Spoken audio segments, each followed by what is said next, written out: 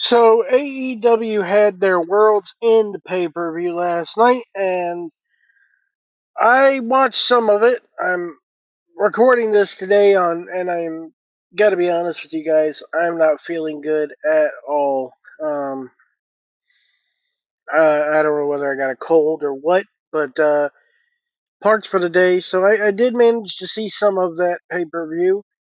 I thought the opening match was great. I thought all the Continental Classic matches were good, but good matches only get you so far. And like I said, the fact that there is a cockamamie tournament behind it with hard to follow rules and all this mess just really takes away from it for me.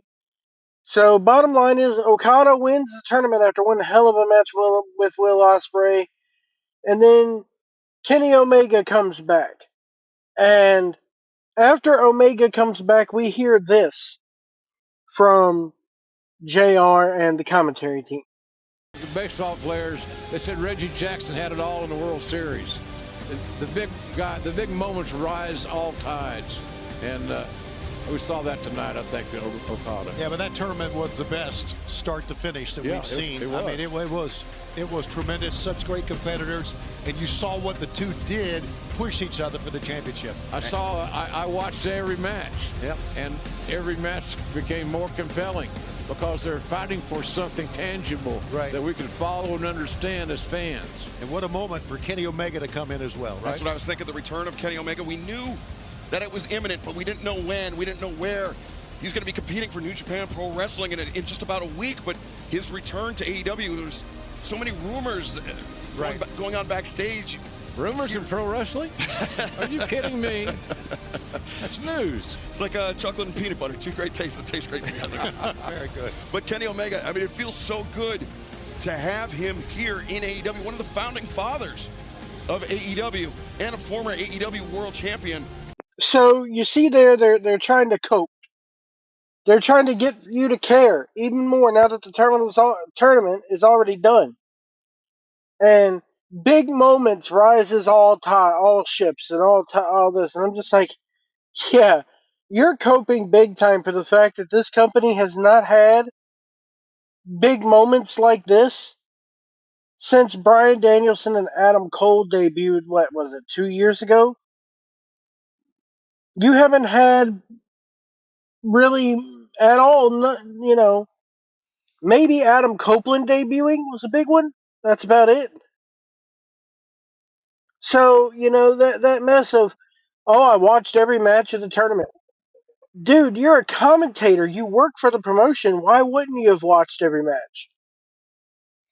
So they're plugging this new era, and the only thing I keep in my mind when I'm hearing all this is polish a turd, it's still a turd. So then it goes in further into the night. Excuse me. And they have this fatal four-way match, which was okay. It was not the best thing I've ever seen. It's not the best fatal four-way I've ever seen. Fatal four-ways are hard to do. They're hard to get people to care about. But Moxley ends up retaining, and then FTR alongside of Edge, Adam Copeland, comes back. So they raided FTR. They clean the ring. And then he calls out Moxley. Then, as the show's going off the air, they're trying to get you to tune in even more. They're trying to course correct even more. Listen to this. Nashville is the place to be on Wednesday. And if you can't be there, you can join us live on TBS or streaming on Max. A whole new era of AEW begins this Wednesday night, New Year's Day. We're going to start the year January 1st, Nashville. Fight for the Fallen, TBS, and like you said, Excalibur. Streaming on Max. What a year 2025 is going to be. Look at this together. What a shot. What a night. What a pay-per-view. And what a pro wrestling company we're a part of. And now the ranks of All Elite Wrestling of Team AEW, bolstered not only by the return of that man, the Rated R superstar, Adam Copeland, but Kenny Omega back as well. What a night, man. Think about it. It's been an all-star game. We saw an incredible three match for the Continental Championship. Jon Moxley is still the champion, but buddy, the return of Adam Copeland and Rated R FTR, Fight for the Fallen, live in Asheville, North Carolina this Wednesday on TBS, streaming on Max. Copeland, FTR together, Rated FTR against the Death Riders. So, they're new era. We're streaming on Max. New era. How many new eras do you have to have, AEW? How many times are you going to push that proverbial reset button? What does this make like the third time you've said there's a new era? Your company's only 5 years old. And then you have Jim Ross sitting there going, this is how I heard it. What a pay-per-view. What a wrestling company that we belong to with AEW. There's no pep in his step whatsoever. It's like he's being forced to say this, like there's somebody with a damn taser at his neck going, read it. You know, come on. It's just... And then they make a match with... Right out of the gate, they don't make you wait till the next pay-per-view. No, we're going to get it straight away. We're going to blow our wad right away with the Death Riders versus the Rated FTR, which Tony Schiavone can't even pronounce it. He goes Rated R FTR. And then they tell you, oh, Asheville, at the beginning, Asheville is the place to be. Well, here's the thing, guys. You can't really get into Asheville yet. I-26 is open. But if you got people trying to come in from North Carolina, you can't get there. The eastern half of North Carolina is pretty much shut off from Asheville. It's still very hard to get to that city.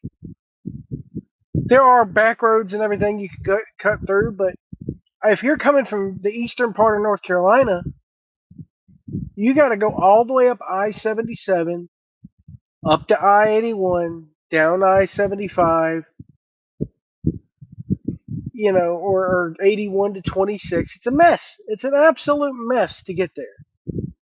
I-40 does not exist in Asheville, North Carolina anymore. I know, I'm a truck driver. I can't, as my phone goes off again, I can't get there. If they tried to tell me to go to Asheville, North Carolina, I'd decline the load because it's such a pain in the butt getting there. Four-wheelers, it may be a little bit better for you. Who knows? But this decision to run this, you know, Adam Copeland gave an interview where he's like, or at the scrum, he's like, the boil water advisory just got lifted last week. We've been told to boil our water for the last 3 months. So it just, I don't know why they're doing this. I don't know. Why couldn't you hold the event in Charlotte and tell people, hey, all benefits will go to help your people up in Nashville? I don't know. But it's a mess right there. That whole area is a mess. Still, 3 months after that hurricane, it's a mess. But anyway, folks, let me know what you guys think of this in the comments below. They're coping. They're trying to polish a turd, and it's still a turd. Let me know what you guys think about this in the comments below, because I right now do not believe, you know, that's another thing with the Kenny Omega thing. Let me touch on this real quick.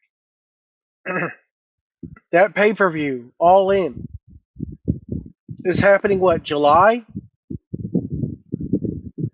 And you're telling me that they're gonna extend this Okada Omega storyline 6 months?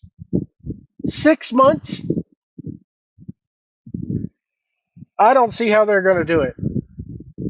I don't see how, and then they admit, oh yeah, he's wrestling for New Japan Pro Wrestling, next weekend.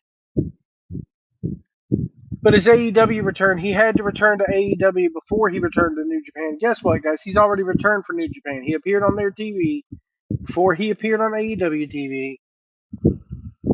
The bloom is off the rose. Everybody kind of knew it was happening anyway. So Kenny Omega can't be the one to save the company. Okada's definitely not saving the company. Rated FTR is not going to save the company. Moxley and his group damn sure ain't going to save it. Again, you're polishing a turd. It is still a turd. You could polish it 6 ways from Sunday. It's still a turd. Anyway, folks, let me know what you guys think in the comments below, and we will see you down the road.